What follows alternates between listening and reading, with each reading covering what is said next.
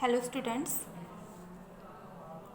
Last lecture we have seen the first part of this theorem. Second part is if A has finite order say n, then the set generated by A equal to the set of A square and so on a raised to n minus 1 and a raised to I equal to a raised to j if and only if n divides I minus j.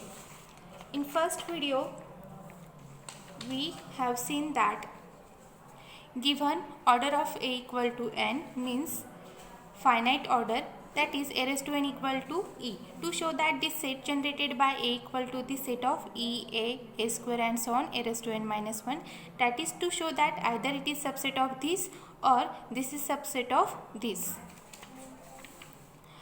The set generated by A is nothing but the a raised to n such that n belongs to z, which is equal to e, a square, a cube and so on.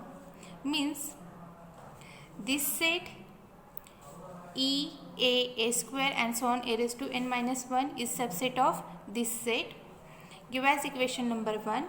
Now to show that the set generated by A is subset of e, a square and so on a raised to n minus 1, take arbitrary element of set generated by A raised to k belongs to the set generated by A. By division algorithm on k and n, there exists qr belongs to z such that k equal to nq plus r, where 0 less equal r less than n. This 2r equals means a raised to k equal to a raised to nq plus r, which is equal to a raised to nq into a raised to r, which is equal to a raised to n raised to q into a raised to r. Given a raised to n equal to identity, put a raised to n equal to identity here, e raised to q into a raised to r. The identity raised to any integer gives identity, which is equal to e into a raised to r. Means a raised to k equal to a raised to r, where 0 less equal r less than n. Means r may be 0, 1, 2 up to n minus 1.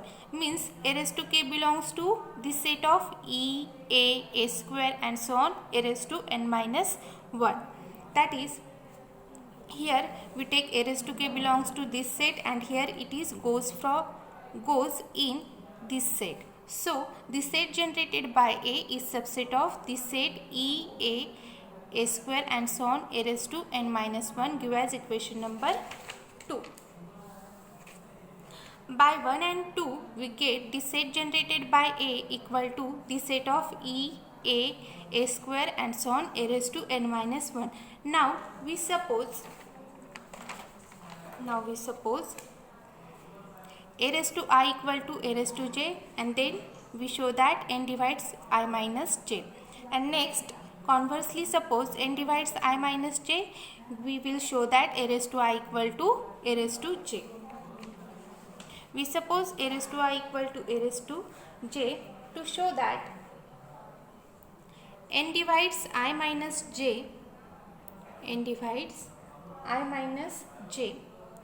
raised to I equal to a raised to j means a raised to I minus j equal to identity. The proof of this we already seen in the previous video.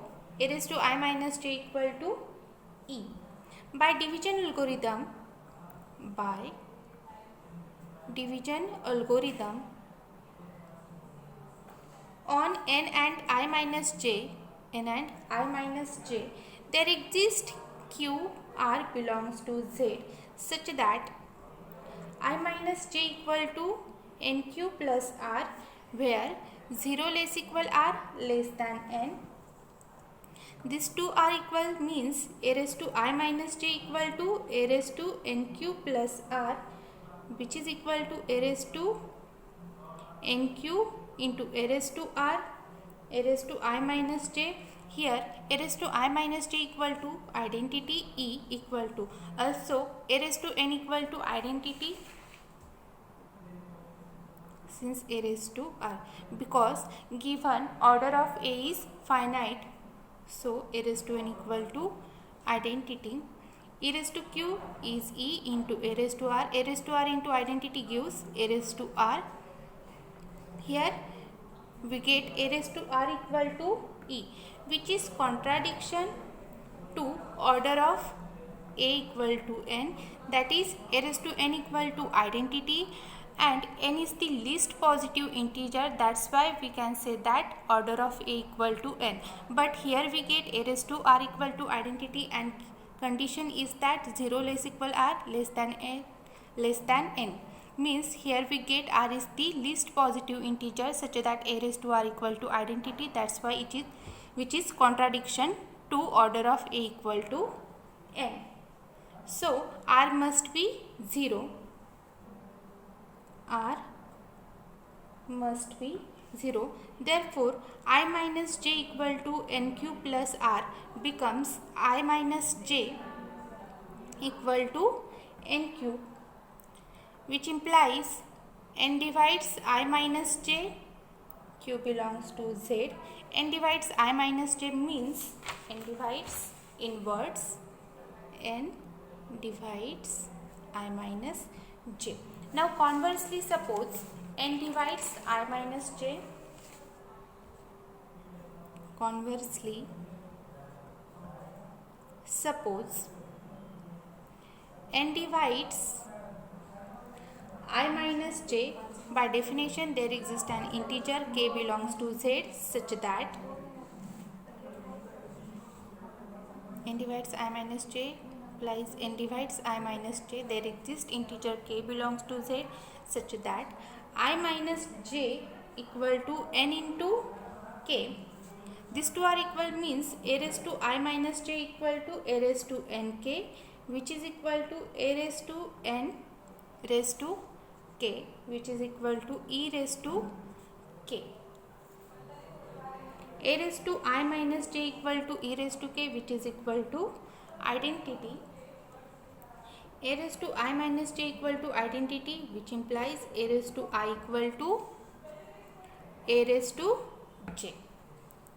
We stop here.